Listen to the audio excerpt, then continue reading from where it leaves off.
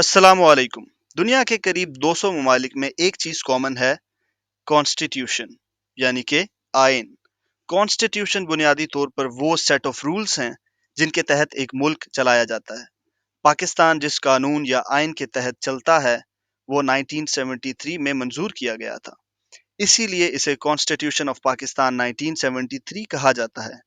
हम इस चैनल पर कॉन्स्टिट्यूशन ऑफ पाकिस्तान को वीडियो सीरीज की शक्ल में पेश कर रहे हैं। मेरा नाम है फहद अफरोज खान और इस सीरीज की 5th वीडियो में आपको खुश आमदीद। इस वीडियो में हम आर्टिकल 11 से 18 तक को डिस्कस करेंगे। So let's begin. Article 11, slavery, forced labour etcetera prohibited, यानी कि गुलामी और जबरी मुशक्कत की ममानियत। क्लॉज 1 के मुताबिक पाकिस्तान में स्लेवरी या गुलामी किसी भी शक्ल में या किसी भी कानून की सूरत में लागू नहीं की जा सकती। क्लॉज 2 के मुताबिक 14 साल से कम उम्र बच्चों को फैक्ट्री, माइनिंग या किसी भी खतरनाक या हैजर्डस माहौल में काम नहीं करवाया जा सकता। लेकिन कंपलसरी सर्विस के सिनेरियोज में ये कानून लागू नहीं होता, यानी अगर आपसे स्टेट सजा के तौर पे कोई काम लेना चाहती है तब ये कानून लागू नहीं होगा, और अगर पब्लिक पर्पस के लिए यानी अवामी फलाह के लिए स्टेट आपसे कोई काम लेती है तो ये कानून उसको भी अलाउ करता है, प्रोवाइडेड कि स्टेट आपसे जो काम ले वो जालिमाना नेचर का ना हो और इंसानी वकार के खिलाफ भी ना हो। Article 12, protection against retrospective punishment. Retrospective punishment को फर्दर एक्सप्लेन किया गया है इस तरह। क्लॉज 1A, माजी में किया गया ऐसा काम जो उस वक्त सजा के लायक नहीं था, उसके इल्जाम में किसी शख्स को सजा नहीं हो सकती।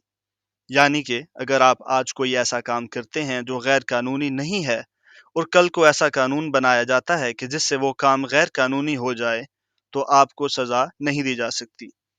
मिसाल के तौर पर आज किसी से बहस के दौरान आपने हवा में मुक्के चलाए और आज से 2 हफ्ते के बाद एक कानून मंजूर हुआ जिसके मुताबिक बहस के दौरान हवा में मुक्के चलाना गैर कानूनी हो जाता है और ऐसा करने वाले शख्स को जुर्माना देना होगा, तो आप पर यह जुर्माना नहीं लगाया जा सकता क्योंकि आपने जिस वक्त हवा में मुक्के चलाए उस वक्त ये कानून मौजूद नहीं था।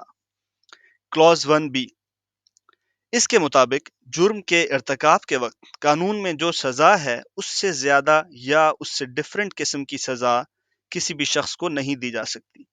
यानी कि इसके मुताबिक अगर कोई जुर्म ऐसे वक्त में किया गया जब कानून में उस जुर्म की सजा डिफरेंट थी या कम थी और कानून बदल गया तो उस शख्स पर आज का कानून लागू नहीं होगा, बल्कि वही सजा दी जाएगी जो जुर्म के इर्तिकाब के वक्त कानून में लिखी हुई थी।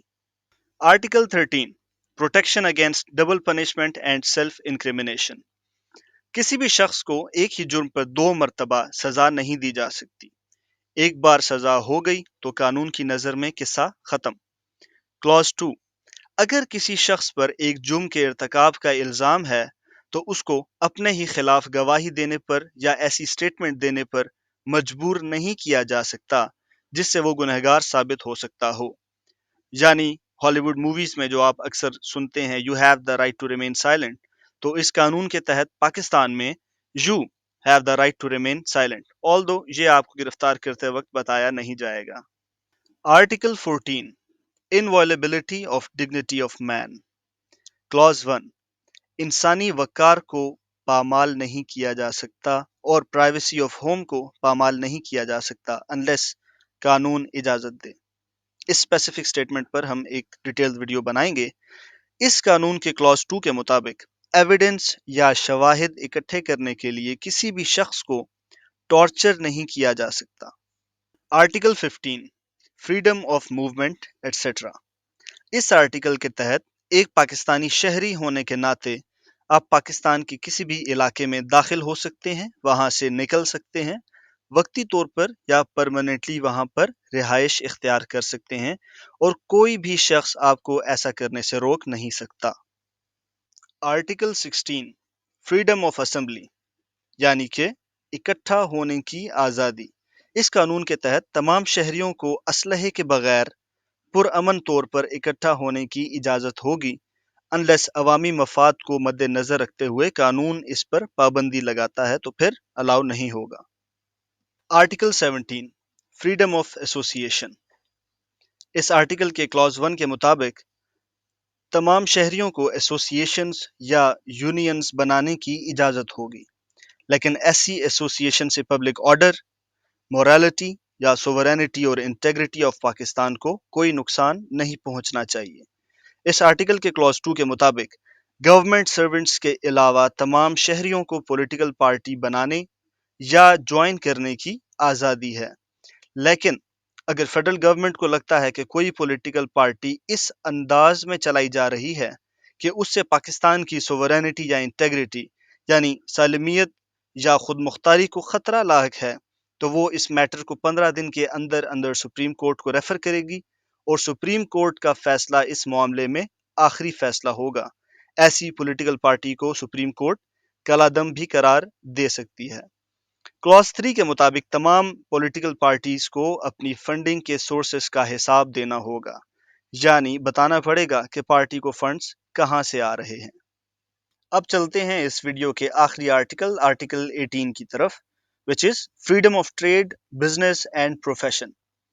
اس آرٹیکل کے تحت پاکستان کے ہر شہری کو یہ حق حاصل ہے کہ وہ کسی بھی طرح کا پیشہ اختیار کرے یا تجارت اور کاروبار کرے، ہاں، لیکن آپ کے پاس ریکوائرڈ کوالیفیکیشنز ہونا ضروری ہے، اور گورنمنٹ یا گورنمنٹ کی طرف سے ڈیزگنیٹڈ ادارے تمام ٹریڈز اور پروفیشن کو ریگولیٹ کرنے کے مجاز ہیں تاکہ فری کمپٹیشن کو فروغ دیا جا سکے۔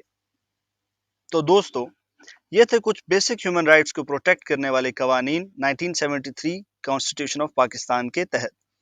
اگر آپ کو یہ ویڈیو پسند آئی ہے تو اس کو شیئر کریں تاکہ عوام میں اپنے حقوق کے بارے میں آگاہی پیدا ہو۔ ویڈیو کو لائک کریں تاکہ یوٹیوب الگورتھم اس ویڈیو کو اور لوگوں کو بھی ریکمینڈ کرے، اور فائنلی سبسکرائب کریں اس چینل کو تاکہ آپ مستقبل میں آنے والی اس جیسی اور ویڈیوز سے باخبر رہیں۔ تب تک کے لیے اپنے دوست فہد افروز خان کو اجازت دیجیے۔ اللہ حافظ۔